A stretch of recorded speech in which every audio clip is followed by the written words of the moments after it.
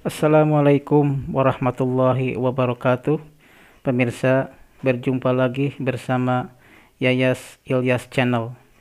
Di video kali ini saya akan menyampaikan tentang bagaimana persepsi bisnis untuk menjalankan bisnis PTBS ini. Ya, apa itu bisnis? Ya, mari kita semua samakan persepsi bisnis. Ya. Yang pertama, bisnis bukanlah menawarkan barang. Ya, jadi bukanlah hanya sebatas menawarkan barang, tetapi yang lebih penting adalah menawarkan solusi. Ya, kebetulan di PTBS ini ada produk untuk kendaraan, yaitu racing, kemudian produk untuk kesehatan, ya, kemudian untuk produk pertanian atau perkebunan, itu pupuk, ya, pupuk organik. Kemudian untuk produk suplemen kesehatan serta produk kecantikan, ya, skincare dan kecantikan, dan juga menawarkan peluang usaha gitu, ya bisnisnya ini, ya. Jadi itulah, jadi tidak semua orang membutuhkan barang, ya, namun semua orang membutuhkan solusi, ya.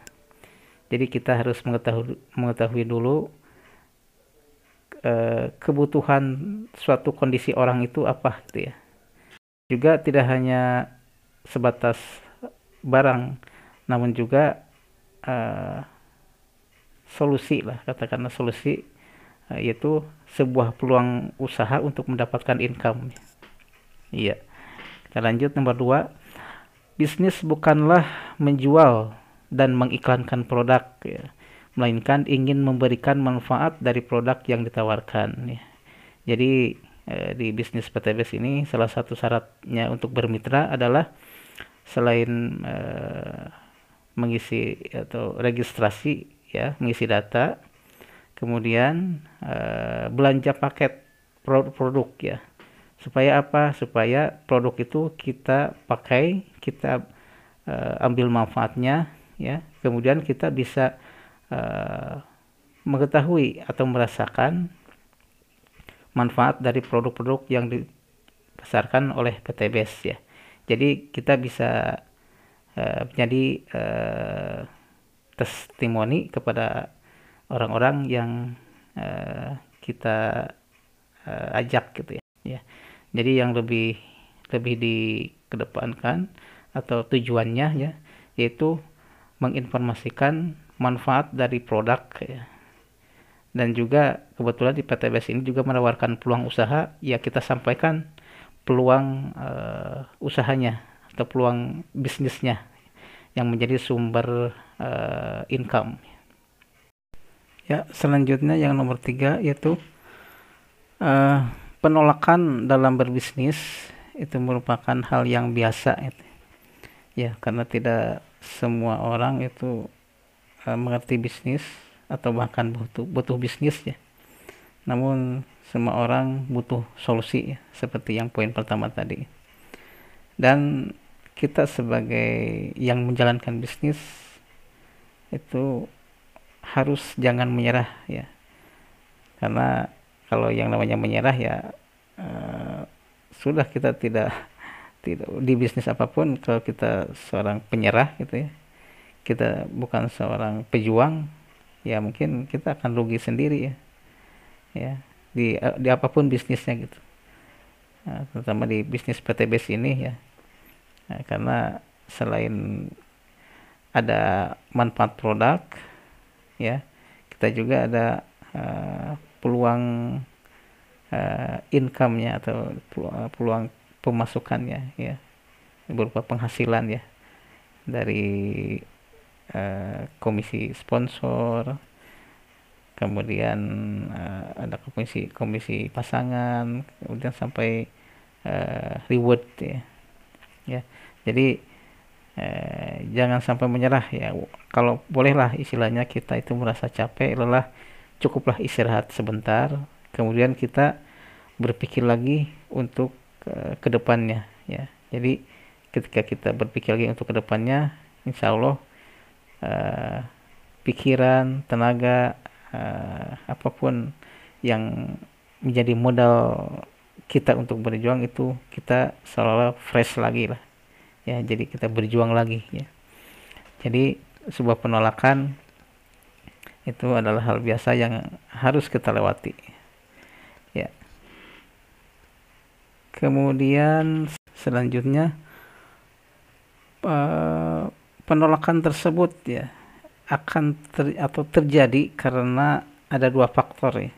Yang pertama yaitu cara menawarkan yang salah ya, umpamanya kita terlalu terburu-buru menawarkan produk atau menawarkan bisnis ya, tanpa kita basa-basi dulu, katakanlah ya langsung kita to the point saja menawarkan produk dan bisnis, bisnis PTBS ini kepada orang, apalagi kepada orang yang baru kita kenal gitu.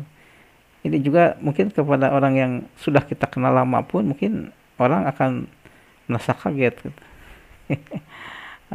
Kaget dan mungkin belum paham gitu, karena kita menawarkan dengan cara yang kurang tepat lah ya. Tidak ada basa-basi dulu ya, atau sekedar menyapa dahulu gitu ya. Jadi ini mungkin harus kita sama-sama belajar bagaimana membaca situasi dan kondisi lah ya. Ya, itu salah satu faktornya yang akan terjadi penolakan itu. Salah satu faktornya adalah cara menawarkan yang salah ya. Dan faktor yang kedua adalah menawarkan pada orang yang salah ya. Jadi yang dimaksud dengan orang yang salah ini orang yang tidak butuh barang atau produk atau bisnis sekalipun, kemudian orang yang tidak ingin ya, atau juga bisa karena dia tidak mampu lah ya. Ketika kita ingin menawarkan barang atau produk atau bisnis ya, tiga keadaan ini mungkin ada di diri masyarakat atau orang-orang ya. Yang pertama, sedang tidak butuh atau memang tidak butuh ya, kemudian sedang tidak ingin, lalu sedang tidak ada uang untuk membeli produk yang kita tawarkan ya.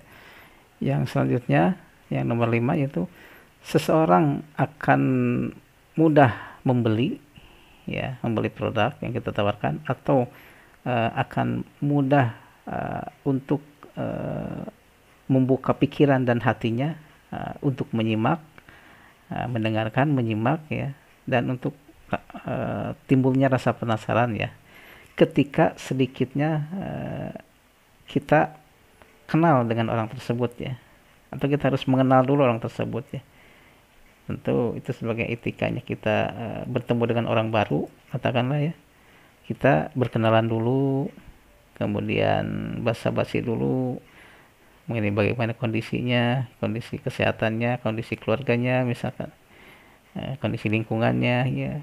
Itu kan sebagai bahan kita untuk mengetahui kebutuhan yang dia ya, kebutuhan yang paling dia butuhkan gitu ya, atau yang urgent, yang sangat mendesak gitu ya.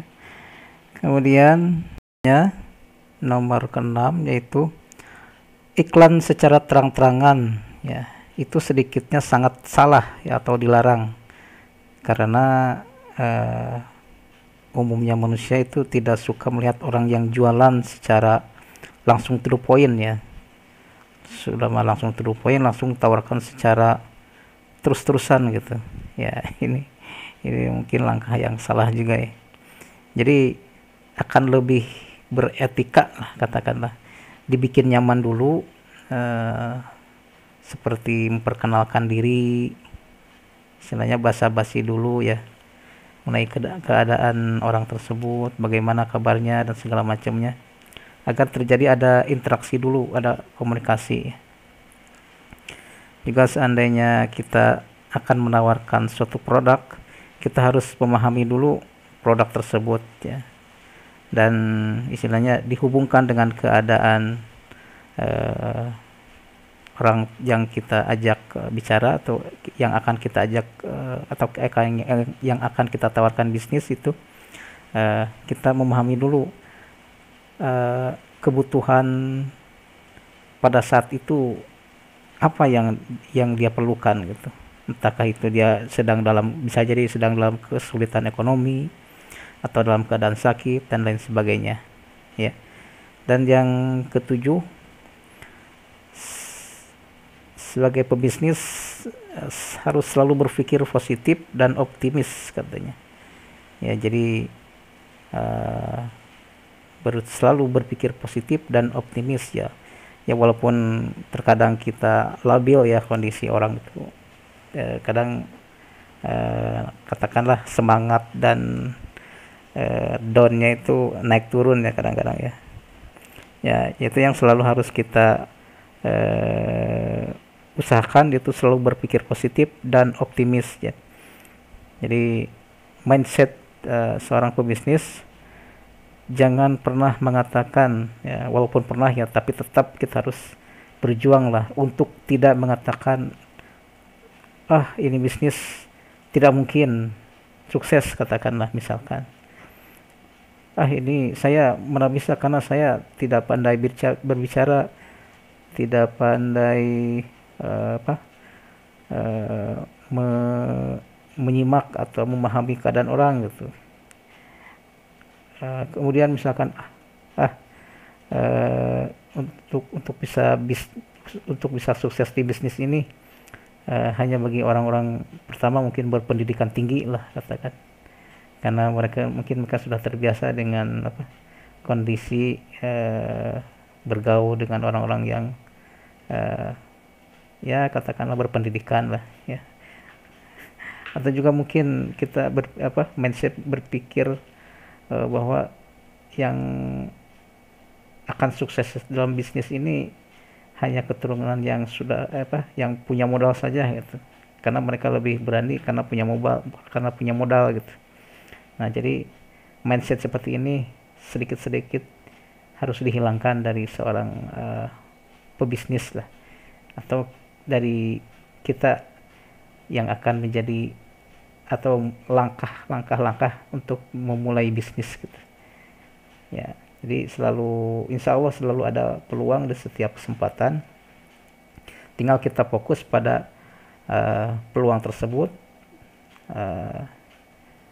sehingga kendala-kendala apapun yang kita hadapi itu insya Allah bisa kita lewati dengan baik gitu loh ya. Insya Allah, karena kita kan yang namanya manusia itu tetap wajib berusaha ya, berikhtiar ya, selama itu di jalan yang benar gitu ya. Dan kalau di jalan yang benar dan kita paham apalagi etika bergaul ya, jadi jangan sampai pikiran-pikiran negatif mulai mencengkram diri kita gitu. Karena kita niatkan berbisnis ini untuk mendapatkan penghasilan. Tentu diawali dengan niat yang baik, insya Allah hasilnya pun baik ya. Ya, kita hanya wajib berusaha dan kita yakin bahwa Tuhan Allah Subhanahu wa taala itu Maha mengetahui lah, Maha kuasa. Iya. Demikian pemirsa, mungkin yang bisa saya sampaikan, kurang lebihnya mohon maaf. Insya Allah di video-video selanjutnya saya akan mencoba menyampaikan tentang bagaimana market plan dari bisnis PTBS ini. Ya. Terima kasih dan mohon maaf atas segala kekurangan. Assalamualaikum warahmatullahi wabarakatuh.